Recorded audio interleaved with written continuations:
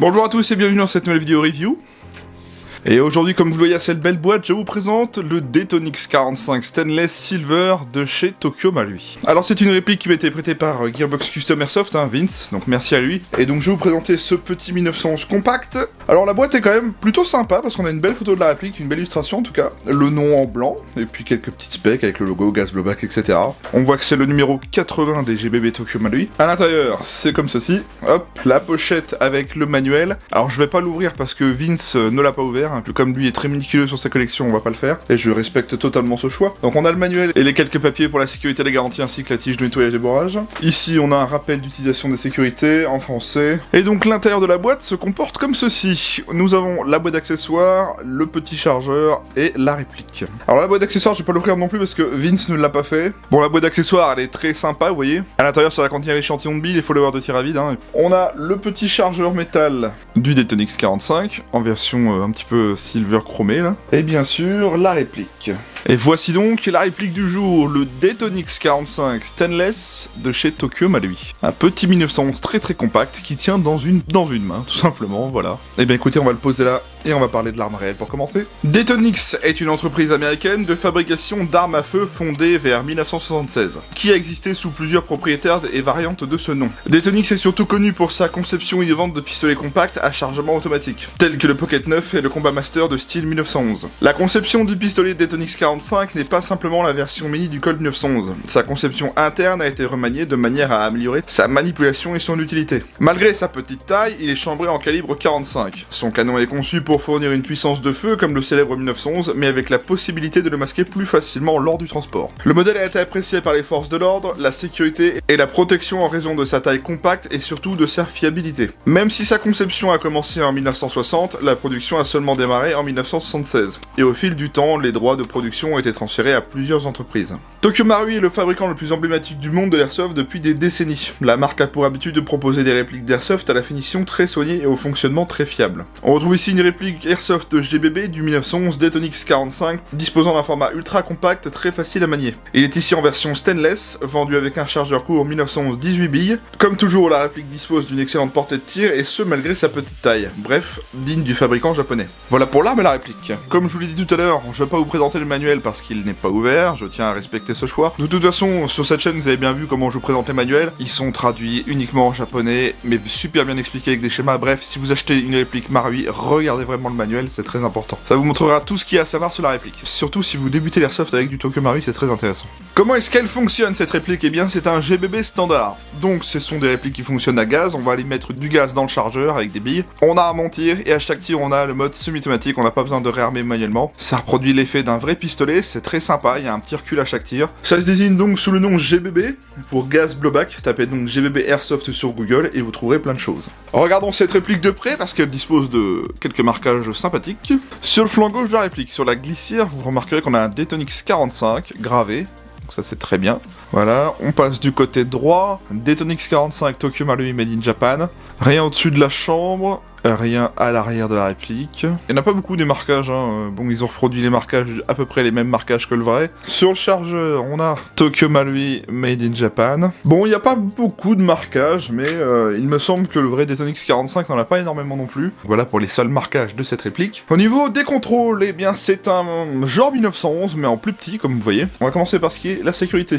La sécurité, contrairement à 1911 classique, là, on n'en a qu'une. Il s'agit tout simplement de ce levier ici, qu'on trouve à l'arrière. Alors, il n'est pas ambidextre, on le retrouve pas du côté droit. Il ne s'active que lorsque le marteau est armé au préalable, donc que lorsque la réplique est armée. Là, nous sommes en sécurité désactivée, donc j'ai le tir.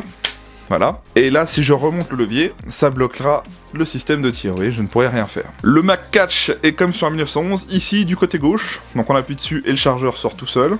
Aucune difficulté à l'insérer ni à l'extraire, donc c'est très bien. Lorsque la réplique a tiré sa dernière bille, on retrouve la glissière bloquant derrière comme ceci. On enlève le chargeur, on en remet un nouveau. On appuie sur l'arrêteur de glissière qui est ici, comme sur les types 911. Voilà. Ou sinon, vous pourrez power stroker aussi la réplique. Voilà, comme ceci. Les organes de visée.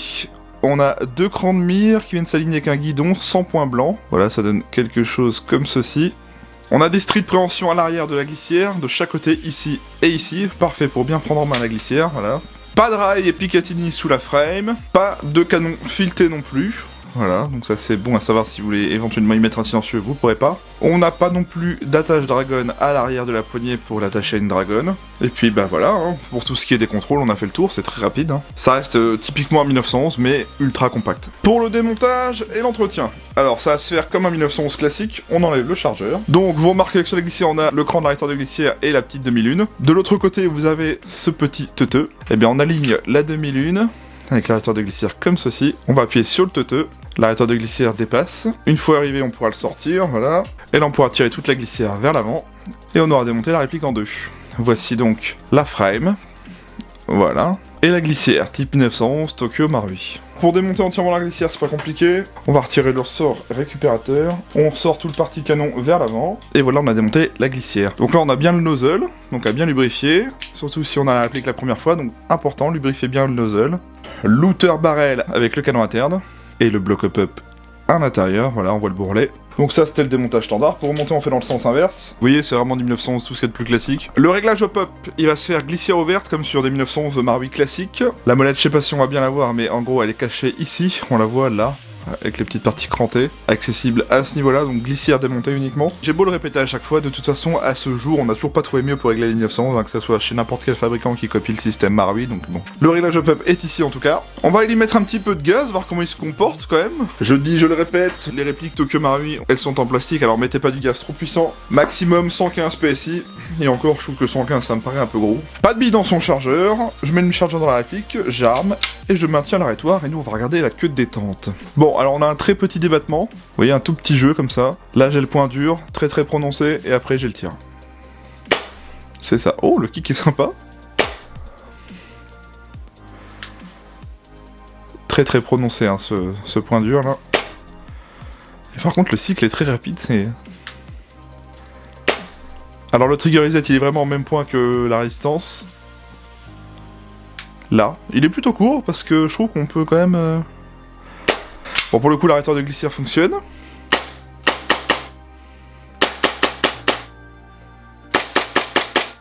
C'est pas un gros kick, mais le fait que ça soit compact, petit et que le cycle est très rapide, c'est très sympa.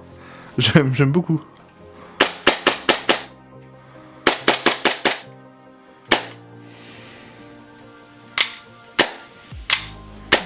Bon, RAS, c'est très plaisant à prendre en main. Niveau autonomie, on pourra faire aisément le chargeur complet, peut-être même 2. Ouais, c'est très sympa en termes de sensation de tir, je saurais pas trop le décrire. Il n'y a pas énormément de kick, mais c'est juste que vu que le cycle est très rapide, et que bah, c'est compact, c'est assez drôle. Et le bruit est assez sympa aussi, d'ailleurs je trouve que ça fait pas le bruit d'un 1911 Marui classique. De toute façon, vous voyez que la glissière, elle accroche pas une seconde, quoi.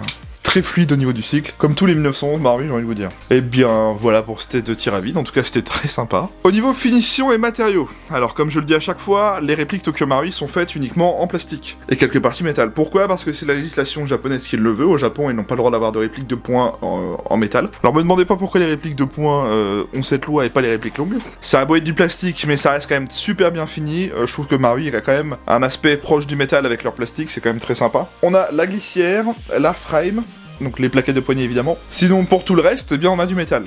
Qu'est-ce que j'entends par métal? Eh bien, que détente, les pièces internes comme le ressort récupérateur, etc.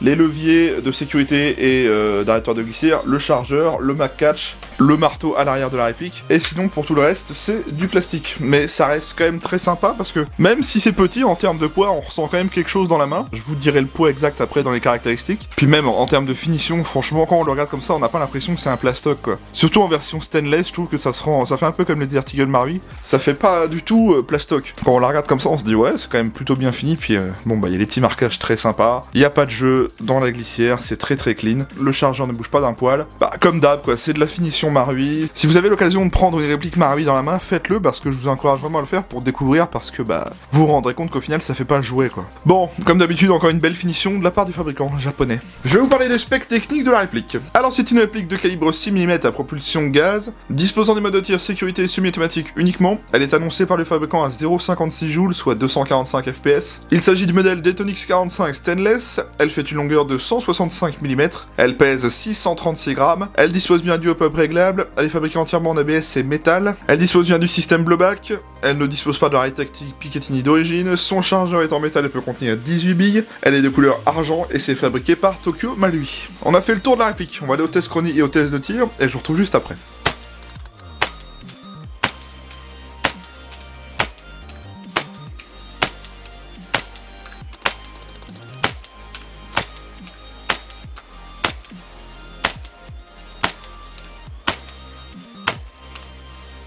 Test de tir du Datonix 45 Tokyo Marui.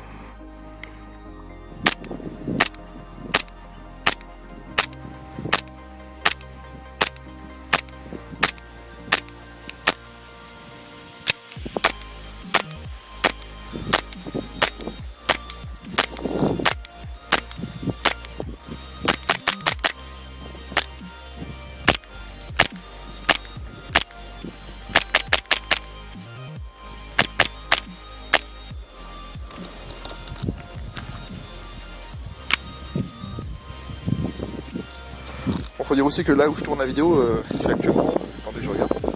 Ah ouais. -1. Ah non, -2. Ah. Sympathique pour faire un test de GBB. Je ressors donc du test de tir. Comme d'habitude, c'est assez incroyable. On a beau avoir une réplique très petite, très compacte, et ben ça touche aisément à 30 mètres. Qu'est-ce que vous voulez que je vous dise? Marui a trouvé la recette depuis des années pour avoir des répliques performantes en sortie de boîte, et ça déroge pas à la règle, hein. Le Datonix 45 ne change pas. Pareil, toujours d'excellentes perfs d'origine. Très bonne résistance au froid, bonne autonomie, et ce malgré ce petit chargeur. Que vous dire si ce n'est de l'acheter, si vous avez le budget forcément, mais voilà, rien de plus à dire. Vous prenez la réplique, vous mettez des billes, du gaz, et vous pouvez toucher jusqu'à 30 mètres avec un hop-up bien réglé, donc les faits sont là et terminé. On va parler du prix parce que c'est quand même là le truc intéressant à savoir avec Marui, c'est que c'est pas donné. C'est une marque quand même très réputée, qui a d'excellentes perfs en sortie de boîte, etc., mais c'est pas à aborder à tous les budgets. Pour cette réplique, elle est à vendre actuellement au moment où je fais la vidéo sur un site français à 159,90 €. Ça peut faire cher, surtout pour une réplique en plastique. Vous savez ce que vous achetez, vous en avez pour votre argent. Vous savez que Marui c'est de la qualité et il y a des performances de tir en sortie de boîte. Ça c'est vraiment pour ceux qui ont le budget et qui veulent pas se faire chier à acheter quelque chose et l'upgrade pour avoir des perfs décentes. Là en gros vous achetez la réplique et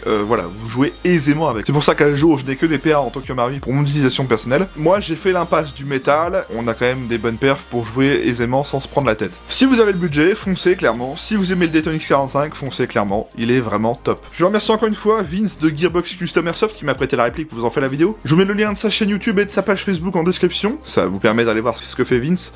Donc Vince, je rappelle, c'est mon mécano personnel. C'est lui qui fait tous mes montages d'AEG, etc. Et c'est aussi lui qui me prête des répliques pour vous faire des vidéos. Donc encore merci à lui. Moi, je vous invite à venir vous abonner à ma chaîne YouTube. Pensez bien à activer la cloche et les notifications. C'est le meilleur moyen de ne pas louper les futures vidéos qui sortent et celles qui vont sortir. C'est pour suivre l'actualité sur YouTube, hein, c'est pour rien louper. J'ai également une page Facebook, je vous mets le lien en description, c'est pour voir mes posts communautaires, etc.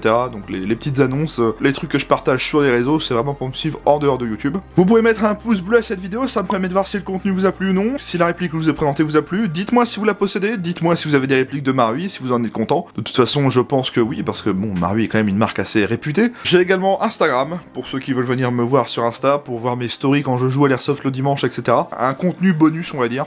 À vous de voir si vous avez envie, le lien est en description. Pour ceux qui ont Discord et qui veulent échanger d'Airsoft avec d'autres gens, eh bien j'ai un serveur moi-même, il est dans la description, il est gratuit, vous avez juste à vous présenter à l'entrée du serveur et vous y aurez accès, tout simplement. La vidéo est donc finie, nous arrivons à la fin, merci à tous de l'avoir regardé, prenez soin de vous, portez-vous bien, je vous retrouve vendredi soir pour une prochaine review, et dimanche soir aussi il y aura une vidéo spéciale, donc restez à la page. Merci à tous, et salut!